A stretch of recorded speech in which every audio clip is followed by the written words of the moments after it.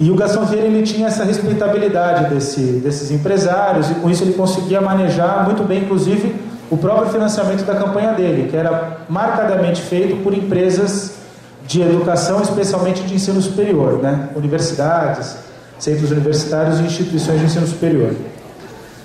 Eu acho que a tendência é que o PMDB quer alguém mais próximo do perfil dele, né? Então eu não acho que a Tereza Surita vá continuar na presidência. E o complicador disso é que pela primeira vez na história, o presidente de uma comissão especial é poderoso.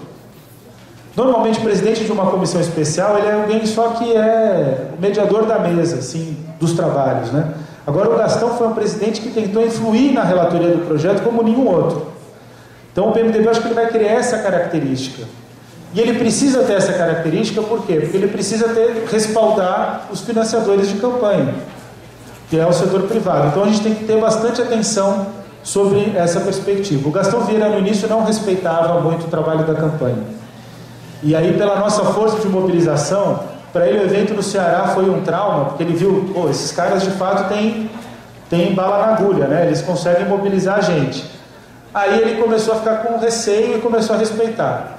Então ele, por exemplo, ele falou em junho que ele era contra os 7% do PIB, a gente mandou uma carta aberta para ele. Ele era contra 10% do PIB, ele defendia 7%, porque a área econômica é quem deve determinar o quanto deve se investir em educação. Se a gente depender da área econômica, a gente nunca vai ter um centavo a mais, né?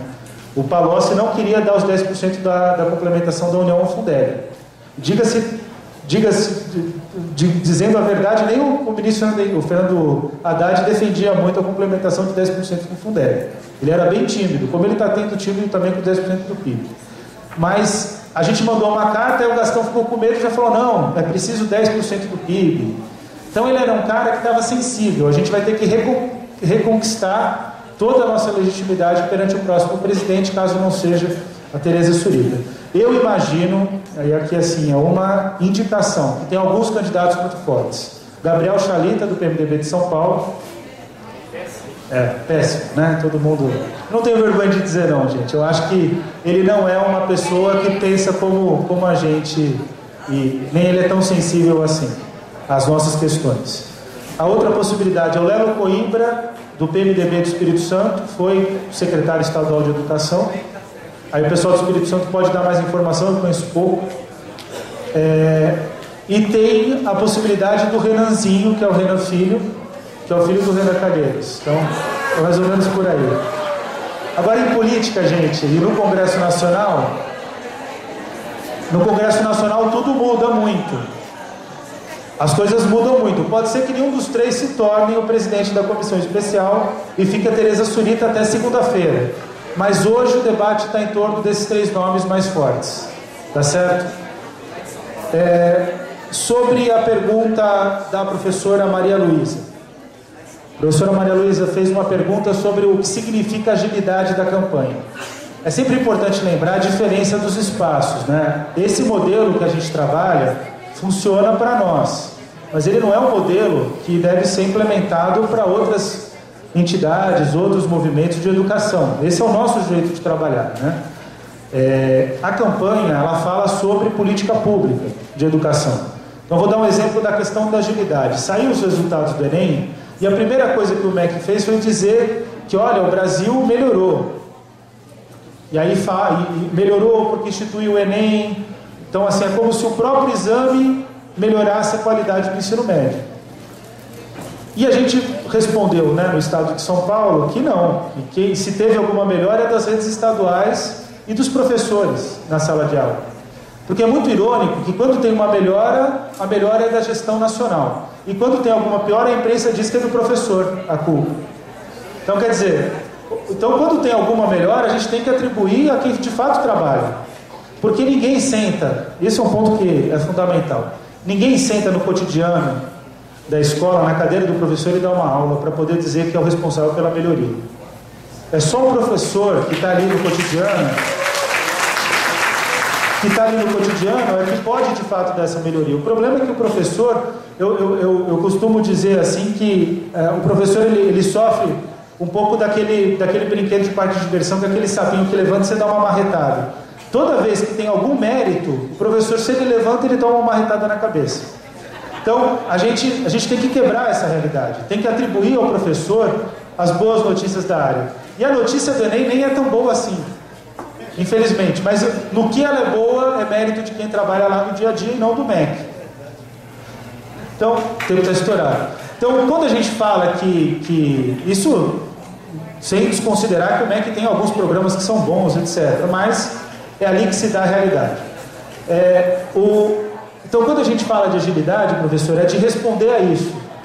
É de mandar um posicionamento público para o PNE 3 horas depois do projeto ter sido enviado para o Congresso Nacional. Entra um pouco na pergunta da Margarida de como se dá a tomada de decisão na campanha. O que acontece? A gente é meio maluco. Chega uma questão, por exemplo, saiu o PNE, a gente lê rapidamente, passa um parecer para o comitê diretivo, o comitê diretivo lê o parecer. Agora, isso tudo é baseado numa relação de confiança, que é estabelecida há mais de 10 anos, há 12 anos. O comitê diretivo, os dirigentes, leem o parecer que a gente faz, dão os seus aportes, a gente discute, tenta distensionar alguns pontos e aí solta o posicionamento público. O consenso não é um caminho normal da campanha, porque muitas vezes você acaba desagradando. Mas existe uma concertação, e é no sentido de consertar mesmo, de tentar construir a posição em conjunto, em que algumas entidades elas preferem ceder em troca da defesa de um ponto maior que de fato beneficie a posição da campanha e possa ajudar no debate sobre a política pública de educação. O exemplo melhor é o do piso, que eu acho que é o mais característico. A CNTE queria um piso de uma determinada forma, um DIB de outra, e o que prevaleceu na campanha foi a defesa da CNTE. Tanto é que a campanha vai defender o piso na amicus curiae no Supremo Tribunal Federal. Então, a Undime, ela aceitou que perante a defesa que a campanha faz do custo aluno qualidade, perante a defesa que a campanha faz de que o município precisa ter mais recurso, que na questão do piso a posição prevalente seria a posição da CNTE. A nossa posição, inclusive, é mais arrojada do que a da CNTE, porque a gente acredita que a atualização do piso ela tem que ser maior do que até em alguns momentos do que a CNTE propõe. Tá? Então é assim que se constrói a questão na campanha. E aí, entrando já na sua pergunta sobre EJA, a campanha, quando ela faz o conjunto de emendas, ela faz de forma muito rápida, porque a informação que a gente tinha é que o prazo das emendas ia encerrar dia 7 de fevereiro. E nem os parlamentares, porque regimentalmente era 7 de fevereiro. E nem os parlamentares sabiam muito bem disso. Então a gente fez as emendas, assim, procurando garantir emendas que gerassem discussão. Então elas não estavam muito bem escritas. E no caso de EJA, tinha principalmente uma emenda mal escrita, que era uma estratégia de mobilização nacional. Da forma como estava dizendo, não respeitava o que o Brasil já construiu em termos de estratégias de luta para a educação de jovens e adultos. Então a gente refez essa emenda e abandonou essa emenda. Outros movimentos que fazem parte da campanha quiseram manter essa emenda, e eles mantiveram individualmente. Então, inclusive, por exemplo, o deputado Ivan Valente apresentou essa emenda porque alguns setores que ele dialoga acreditam que esse é um caminho, que é um caminho muito próximo, do jeito que eles reescreveram a emenda, que fica um caminho muito próximo da experiência venezuelana. Não é o que a gente pensa, a gente seguiu o posicionamento do Fórum de EJA do Sudeste, por quê? O Fórum de EJA do Sudeste, o Vinícius e a Analise mandaram para nós, a Ação Educativa também participa, né, do Fórum de EJA do Sudeste, manda uma série de observações, a gente coloca no debate da campanha e foi aprovado, né? Esse tipo de debate das emendas, ele não é aprovado pelo comitê diretivo. Como é do PNE para valer, ele é aprovado por toda a lista do PNE para valer. Então aí é mais de 200 pessoas tomando decisão e a gente consegue tomar essa decisão. Bom, para finalizar, que o tempo já está esgotadíssimo, pergunta do Vinícius, né? Em relação ao Fórum Nacional de Educação, Vinícius, eu acho que a melhor estratégia é vocês proporem uma cadeira para a educação de jovens e adultos.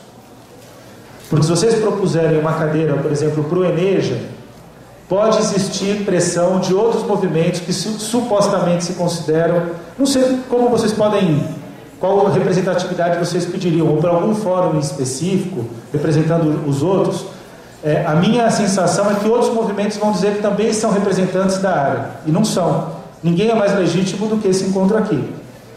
Então, se vocês pedirem uma cadeira para educação de jovens e adultos, aí eu acho que vocês vão ser bem-sucedidos. A participação nos fóruns estaduais, ela também depende desse pedido da participação de uma cadeira de EJA. Então, se fosse vocês, assim, como uma sugestão, respeitando todas as questões internas, eu mandaria um ofício para os estados e para o nacional, ao mesmo tempo, pedindo essa cadeira de EJA, com a argumentação de que EJA ela é uma modalidade que é fundamental, que representa a necessidade educativa de 14 milhões de brasileiros. Quer dizer, tudo aquilo que vocês sempre falam, quer dizer, que é fato e que já é parte do discurso de vocês. Qual eu acho que é o problema que vocês vão ter que enfrentar? Os fóruns de EJA, eles envolvem um DIME, envolvem trabalhadores, que é a CNTE, alguns fóruns já se articulam com a campanha. Então, eles vão, assim, a tendência é que o Fórum Nacional de Educação, o Pleno, diga, não, mas vai ter uma sobre-representação. Eu acho que o caso de vocês é o mesmo caso que a gente lutou para a cadeira de diversidade e para a cadeira do campo. Quer dizer, por mais que vocês estejam em vários lugares, existe uma especificidade da representação. Quer dizer, e vocês não podem ficar subdimensionados nas representações gerais das outras redes, das outras cadeiras, das outras entidades. Dentro da delegação da campanha, teve companheiros de EJA, da delegação da campanha. Dos 54 delegados, teve 7 delegados que eram vinculados à EJA, e também a outros movimentos, mas que EJA era o que mais mobilizava. Agora, eu acho que é justo vocês terem uma cadeira própria. Então, vale a pena investir nessa perspectiva, mostrando a especificidade da luta de vocês e a identidade de vocês como uma identidade própria. Outras, da mesma maneira, a educação infantil eu acho que tem que se mobilizar. E sobre o Todos pela Educação, o que acontece é o seguinte, gente, a campanha é uma rede, e o Todos uma rede da sociedade civil, que tem empresários, como a Fundação Abrinq, mas que são empresários que, por exemplo, defendem a não colocação de placas do IDEB na porta da escola. Então, os empresários que se articulam com a campanha, eles têm um posicionamento em defesa do direito à educação. E tem a outra rede, que é o Todos pela Educação. Eu acho que quanto mais você tiver gente mobilizada pela educação, melhor. Agora, é preciso a gente ter a clareza de que, em muitos momentos, eles são adversários nossos na luta. Certo? Isso é a clareza que a gente tem que ter. O que aconteceu foi que a gente investiu na CONAI, a sociedade brasileira construiu a CONAI, mais de 4 milhões de pessoas participaram da CONAI, e o Todos pela Educação faz um congresso querendo construir uma agenda para a educação. Eu não aceito uma agenda que é feita por 15 pessoas, que é o Conselho do Todos pela Educação. Eu aceito uma agenda que é feita por 4 milhões de pessoas, que é da CONAI. A CONAI precisa melhorar muito. A CONAI precisa ser mais sociedade. Ela teve uma participação muito forte do governo, mas eu acho que a riqueza da CONAI é encontrar esse encontro entre a sociedade e o governo. Então eu acho que vale a pena investir. Agora a CONAI, de fato, construiu uma agenda que é uma agenda boa. As emendas da campanha todas vêm da CONAI. A CONAI traz elementos fundamentais para a nossa organização de luta. E depois de todo esse investimento, ainda o MEC me senta junto com Todos pela Educação para fazer esse evento.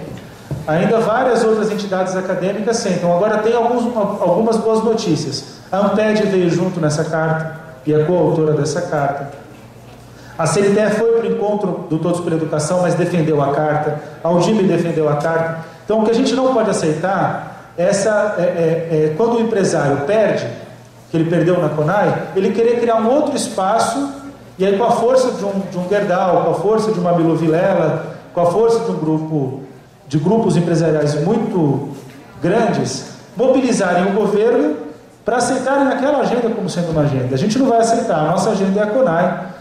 A CONAI foi entregue para o presidente Lula, o documento final, e a gente espera que o governo federal, que é uma continuidade do governo anterior, ele tenha pelo menos a coerência de assumir que aquilo que ele recebeu é a agenda da educação brasileira. Então nós fizemos essa carta, ela foi muito mobilizada pela campanha, pela Amped, pela Anfop, pela Ampai, pelos SEDES, pelo Fórum DIR, e pela CNTE e Undime, e a gente espera que a CONAI seja respeitada como agenda da educação brasileira. Então essa que é a questão. E o ponto fundamental, para finalizar, é que eles não conseguiram incidir uma vírgula no PNE. Tudo bem que o PNE, do jeito que saiu, é até bastante próximo deles, porque hoje a gestão do MEC segue muito um diálogo com todos pela educação.